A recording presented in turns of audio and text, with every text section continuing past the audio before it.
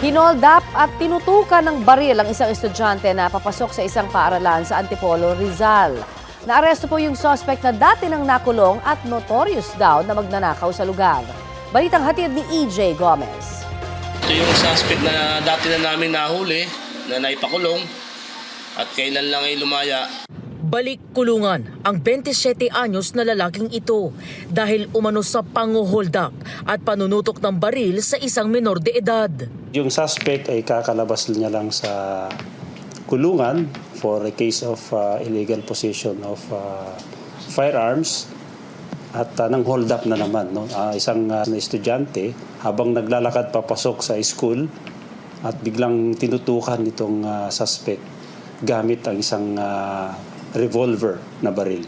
Pumayag ang magulang ng biktima na iharap siya sa media para ikwento ang naganap na pang-hold up. Walang ilaw po yung daanan.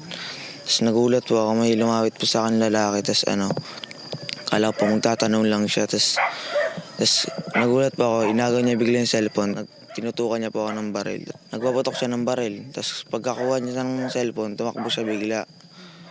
So ayun, tumakbo na din po ako.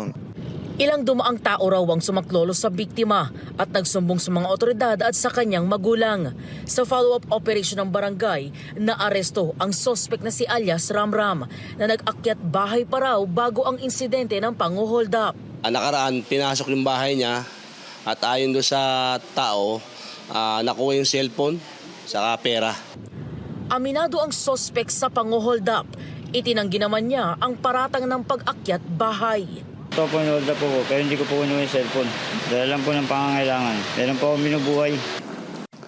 Base sa records check ng Antipolo Police and yung Barangay San Isidro, Antipolo, yung suspect ay notorious na magnanakaw sa lugar at dati nang nasangkot sa iba-ibang kaso.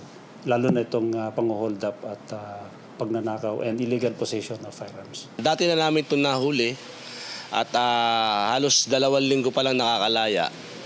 At bumalik na uli siya doon sa sistema ng kabuhayan niya, yung pang-nanakaw, pang-hold up, at sumisistema rin sa droga. EJ Gomez, nagbabalita para sa GMA Integrated News.